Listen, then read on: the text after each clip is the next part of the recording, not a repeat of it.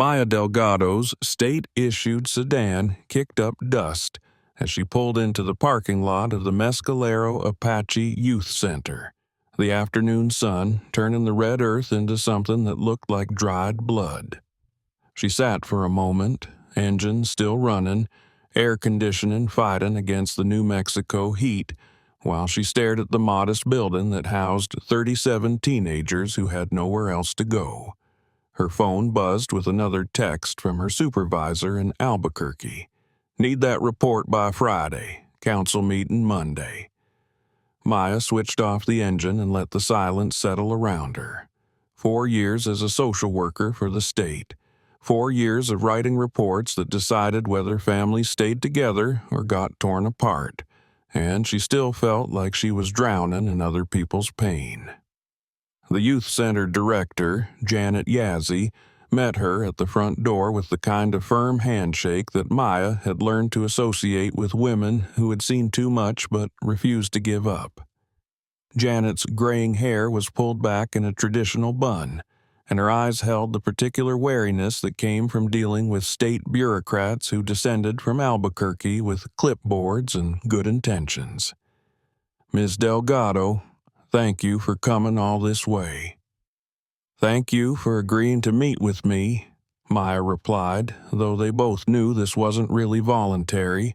Someone in the Capitol had received complaints about overcrowding and inadequate supervision, and now Maya was here to determine whether the state needed to intervene. The tour was depressingly familiar.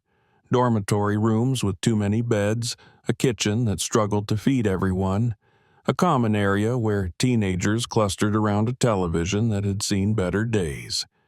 But there was something different here, something Maya couldn't quite name. The kids looked at Janet with respect rather than fear, and despite the obvious resource limitations, the building felt clean and cared for. "How many staff members do you have?" Maya asked, making notes on her clipboard. "3 full-time, 2 part-time. I know it's not what the regulations call for, but you make it work." Maya finished the sentence, recognizing the defensive tone that always crept into these conversations. She had heard it from foster parents, group home directors, overworked case managers, all of them trying to explain why their love and effort should count for more than state-mandated ratios. In the common room, a teenage girl with long black hair sat apart from the others, sketching in a notebook with intense concentration. Maya watched her for a moment, remembering her own teenage years when art had been the only thing that made sense in a world that felt too complicated to navigate. "That's Ayanna," Janet said quietly. "Been with us for 8 months. Smart as a whip, but—" She trailed off, the way people did when they were trying to protect someone's privacy while still asking for help. Maya knew the look in Ayanna's eyes, the careful distance that came from learning too young that adults couldn't always be trusted to stay. She had worn that same expression at 16, bouncing between her mother's house in Albuquerque and various relatives who took her in when things got bad. That evening, Maya sat in her motel room staring at a half-written report that would probably recommend increased oversight and additional compliance measures. The words felt hollow, bureaucratic solutions to human problems that couldn't be solved with more paperwork. She had driven 4 hours south to find problems, but what she had found instead was a place where kids who had been thrown away by everyone else were learning to trust again. The irony wasn't lost on her. She was probably going to write a report that would make their lives harder. Her phone rang. Her mother, calling from Albuquerque with the usual mixture of concern and criticism that came with being the daughter of a woman who cleaned office buildings to pay for her education. "Mija, when are you coming home? Mrs. Rodriguez asked about you again." Maya rubbed her temples, feeling the familiar tension that came with these conversations. "I'm working, Mama. I told you I have to finish this investigation." "You work too hard. And for what? You take children from their families, you write reports that nobody reads. When do you have time for your own life? The words stung because they carried truth. Maya had chosen social work because she wanted to help, but somewhere along the way she had become part of a system that seemed to create as much harm as healing. After hanging up, she found herself walking. The motel was on the edge of Ruidoso, where the town gave way to reservation land, and her feet carried her along a dirt path that led toward the sound of voices and the faint scent of wood smoke. The gathering was clearly private, a circle of people around a fire, children playing at the edges of the light while adults shared food and conversation. Maya started to turn back, embarrassed by her intrusion, but an elderly man near the fire looked up and nodded toward an empty space on a blanket. "Come," he said simply. "Sit." Maya hesitated, aware that she was an outsider, a state employee with a clipboard and the power to disrupt lives. But something in the man's voice reminded her of her great-grandmother, the Apache woman who had raised her mother after her grandfather died in Korea. She sat at the edge of the circle, trying to make herself small, trying not to intrude on what felt like family time. The conversation flowed in Apache and English, stories of the day, gentle teasing between cousins, children being called to come eat before the food got cold. Then someone began to sing, a traditional song that Maya didn't recognize but somehow felt in her bones. The melody was passed around the circle, each voice adding its own harmony, until it reached the space where Maya sat in respectful silence. The silence stretched, and Maya felt the weight of expectation, the sense that something was being offered to her. Without thinking, she began to hum a lullaby her great-grandmother had sung to her, words in Apache that she hadn't spoken in years but still remembered. Shie, Shie, Na Okai. Her voice was uncertain at first, rusty from disuse, but the melody came back to her like muscle memory. It was a song about children sleeping safely, about protection and belonging, about the way love could wrap around someone like a blanket. When she finished, the circle was quiet. Then the elderly man who had invited her to sit nodded slowly and said, "Your great-grandmother sang that song." Maya's eyes filled with tears she hadn't expected. "Yes? How did you know?" "I can hear her voice in yours. She was my cousin, Anna Crow Feather. You have her way of holding the notes." He smiled, and Maya saw decades of kindness in his weathered face. "I'm Thomas. Welcome home, granddaughter." The rest of the evening passed in a blur of introductions and shared stories. Thomas was Janet's uncle, a tribal elder who worked with the youth center kids, teaching them traditional skills and stories. His presence explained the sense of stability Maya had noticed at the center. He was the kind of man who created safety simply by existing. Walking back to the motel later, Maya felt something shifting inside her chest, like a door that had been locked for years finally opening. For the first time since she had started this job, she wasn't thinking about compliance reports and state regulations. She was thinking about Ayana's careful distance, about the way the kids at the center looked to Janet and Thomas for guidance, about the possibility that healing might look different than she had been taught to recognize. Maya arrived at the youth center early the next morning, drawn by what Thomas had said about hearing her great-grandmother's voice in her singing. She found Ayana in the kitchen, helping prepare breakfast with quiet efficiency. "You're the lady from the state," Ayana said, without looking up from the eggs she was scrambling. "I am. Maya." She picked up plates and began setting the table. "You're Ayana. Janet told you to talk to me." Ayana had clearly learned to read adult motivations with survival precision. "Actually, I wanted to talk to you because you remind me of myself at your age, angry at the world, suspicious of anyone who claimed they wanted to help." Ayanna glanced at her, taking in Maya's official demeanor. "You don't look angry." "I got good at hiding it." Maya watched Ayanna interact with the younger kids, patient, protective, taking on responsibilities because she understood what it meant to look out for people who couldn't protect themselves. "How long have you been in the system?" Maya asked quietly. "Since I was 12. You?" Maya paused. "What makes you think I was in the system? The way you watch doors, the way you count exits. Foster kids recognize each other." The observation hit Maya like a physical blow.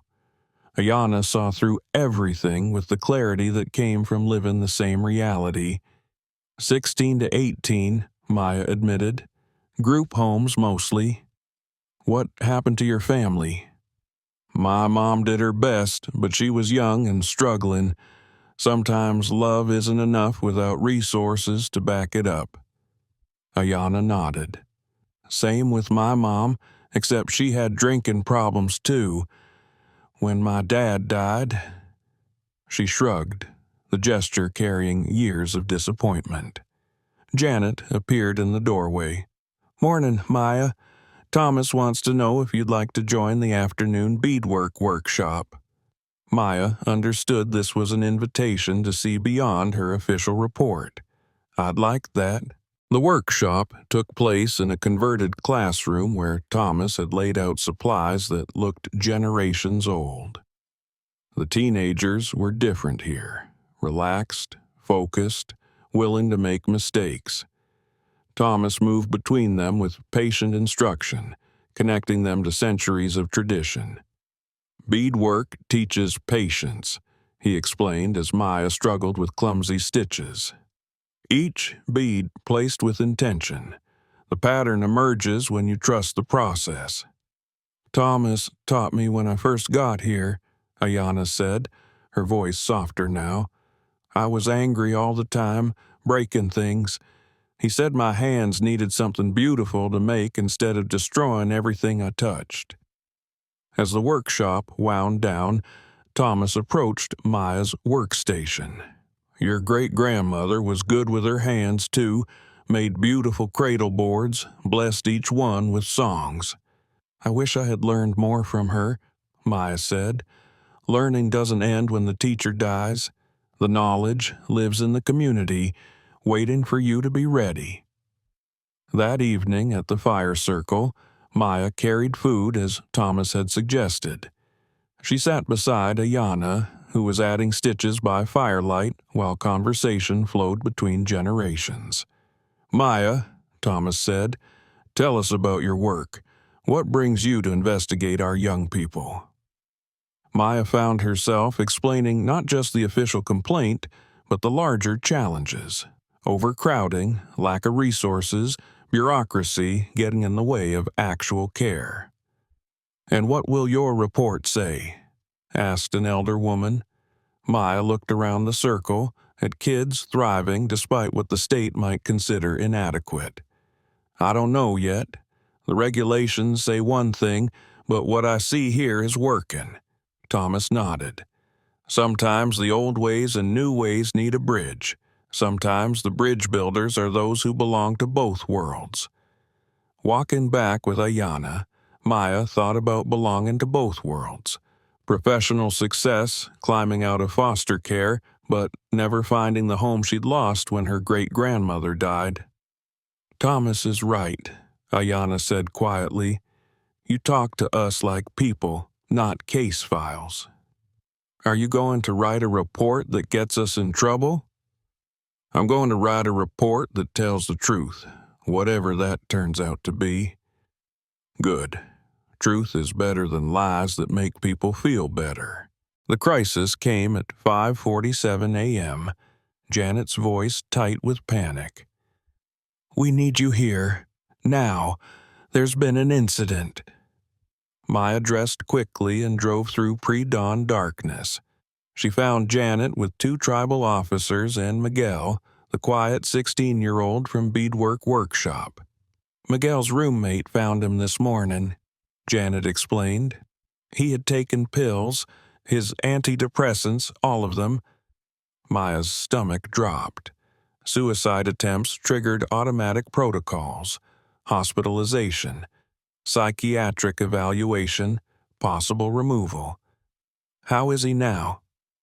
Stable, but he's asking for Thomas, and the hospital says family only. Maya understood immediately. In the state medical system's eyes, Thomas wasn't family. Miguel was alone in a hospital room while the people who cared about him were kept away by bureaucratic rules. I'll go. As his caseworker, I can authorize visits. She spent the morning navigating hospital corridors and regulations governing children in state custody. Miguel was pale when she reached his room, restraint marks on his wrists. "Where's Thomas?" "I'm working on getting him here," Maya said, pulling a chair close. "Can you tell me what happened?" Miguel stared out the window. "You wouldn't understand. Try me."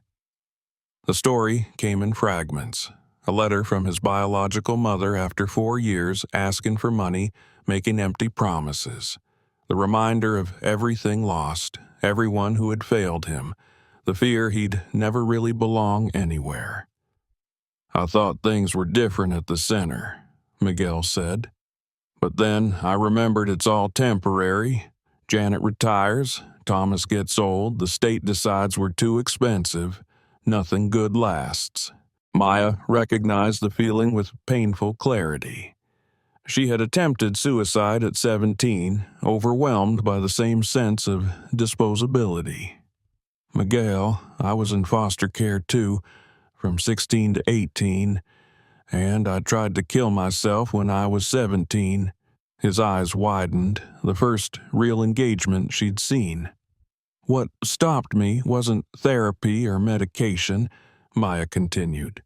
"It was one foster parent who looked at me like I was worth saving, who made me understand that belonging doesn't come from blood relatives. Sometimes it comes from choosing each other. Like Thomas and Janet chose us. Like they chose you. Like you choose to help the younger kids. Family isn't just who you're born to, it's who shows up when everything falls apart." Within an hour, Thomas was there with Janet and Ayana.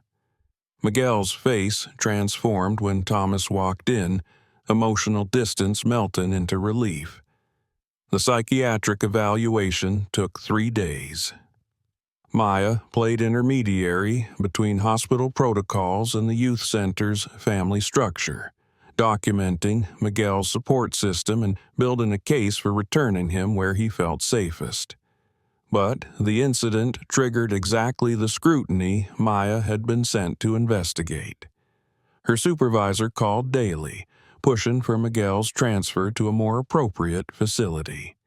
The youth center was under review, and Janet scrambled to document programs based more on relationship than regulation. "They're going to shut us down," Janet said, surrounded by compliance files, "or force us to change everything that makes this place work." Maya looked at photos of graduated kids, artwork, letters, years of lives changed for the better. "Not if I have anything to say about it." "What can you do? You're just one caseworker." Maya smiled grimly. "I'm one caseworker who knows how to write reports people read. And I'm Anna Crow Feather's great-granddaughter, which means I inherited her stubborn streak." That night, Maya stayed in her motel room and wrote. Not the compliance assessment her supervisor expected, but comprehensive analysis of what actually worked in residential youth care. She documented outcomes: kids who stayed in school reconnected with family, avoided the criminal justice system. Most importantly, she wrote about things that couldn't be measured by regulations. How Thomas taught kids to see themselves as part of a larger story. how Janet created safety through consistency, how peer support prevented crises before they escalated to Miguel's desperation. She wrote until sunrise, finishing the section on cultural healing practices that weren't in any social work textbook, but had been keeping Apache families together for generations. Miguel returned Friday afternoon, still fragile but determined. Maya watched Thomas welcome him back with understated ceremony. No speeches, just a hand on the shoulder and an invitation to help prepare the weekend's cooking demonstration. "He'll be all right," Thomas said later, joining Maya on the front steps, "now that he knows running away isn't the same as being abandoned." Maya's final report was due Monday. She was torn between the safe choice, recommending increased oversight and compliance, and the honest choice of advocating for a model most officials would never understand. "Thomas, when I was in foster care, I learned to become whoever I thought people wanted me to be," she said quietly. "I think I've been doing the same as an adult, being the social worker who follows protocols, who doesn't rock the boat." Thomas nodded thoughtfully. "Your great-grandmother used to say the hardest thing about being caught between two worlds is learning when to be a bridge and when to stand firm on your own ground. How do you know the difference? You listen to the song in your heart that tells you who you really are. Then you have the courage to sing it, even when people don't want to hear it." That evening's fire circle felt different, more intentional, as if the community sensed something important was being decided. Miguel was there, quiet but present, sitting close to Ayanna. Janet came too, exhausted from regulatory stress, but determined to maintain the traditions that gave their work meaning. Maya sat between Ayanna and an elder woman named Rose, who had been observing her all week. "Maya," Rose said, "Janet tells us you have to write a report about our children." Everyone around the fire was listening now. "What will you tell the people in Santa Fe?" The question carried weight, fear that her words could destroy this place that had become home for children who had never experienced stable family. "I'm going to tell them the truth," Maya said, her voice carrying in the desert air, "that this place works because it treats kids like family instead of case files, that healing happens through relationship and culture and community." "And if they don't want to hear that truth?" Thomas asked. Maya looked around the circle, at faces dear to her after just 2 weeks, at kids thriving in an environment most officials would consider inadequate.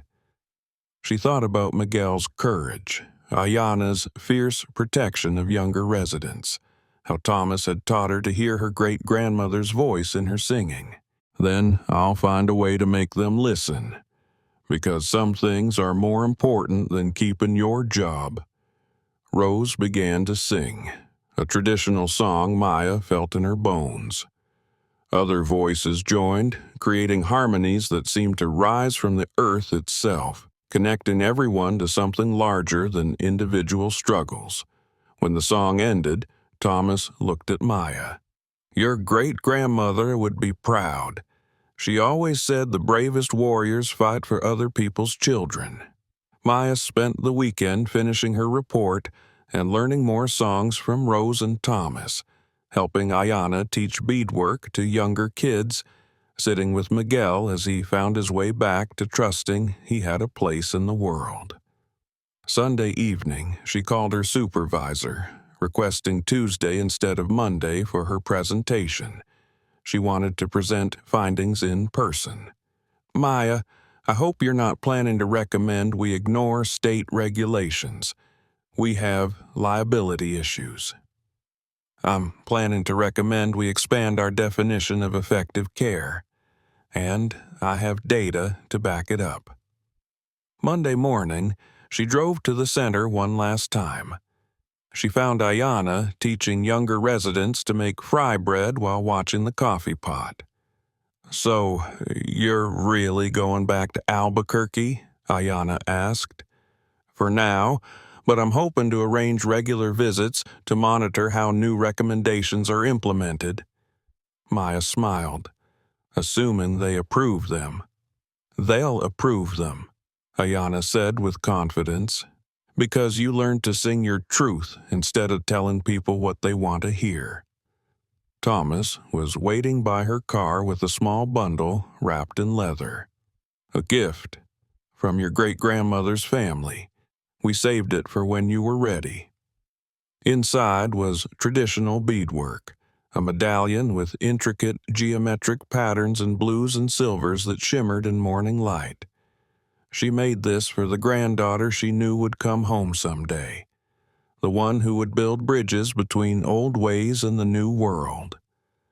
Maya's eyes filled with tears as she held the medallion, feeling connection to ancestors who had apparently known her. Thomas, what if I can't make them understand?